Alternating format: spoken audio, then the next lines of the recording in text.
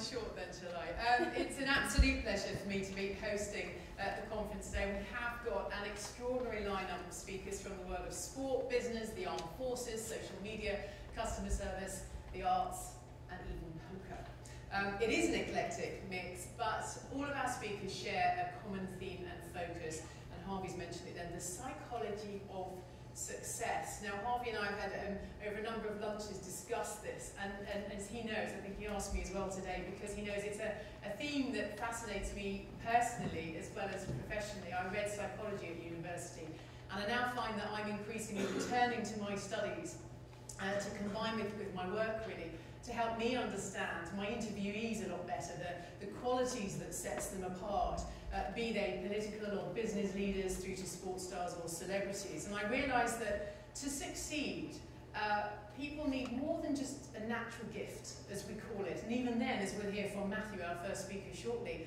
that gift very often comes from sheer hard work and practice, rather than an inherent gift that we always like to define as that X factor. There is that. But I think it comes from working hard as well to get one's psychology in check. It's to overcome what I think we've identified as the but, the thing that always holds us back, and it tends to have its roots in fear of failure, something I did a documentary on just recently, and we'll be talking about that later. Literally, it's the demons in our heads that tell us we can't be successful because.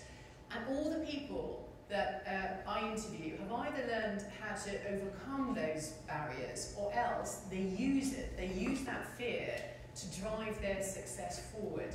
Absolutely fascinating how they do it. So we can all learn how to use and channel our energies and our fears in to better effect and in a greater way. And today we are going to learn the views and analysis of our speakers and hear their very compelling insights as we look to address those questions and understand ways in which we can all become more successful. So the showcase then, very much about thought leadership. It's going to give you access to the very best speakers with whom HTL works. They're all keynote speakers in their own right.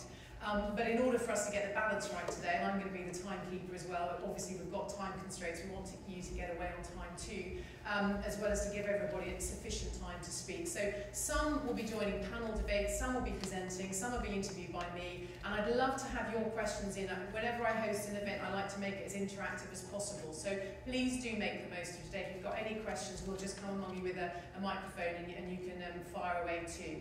So, to get underway then, let's have our first speaker, an award-winning journalist, author of best-selling book Bads, and former Commonwealth table tennis champion. When Harvey Cornicroft used Matthew for events, he comes complete with a rather large table tennis table and a world-class opponent to demonstrate the power of conscious and subconscious decision-making.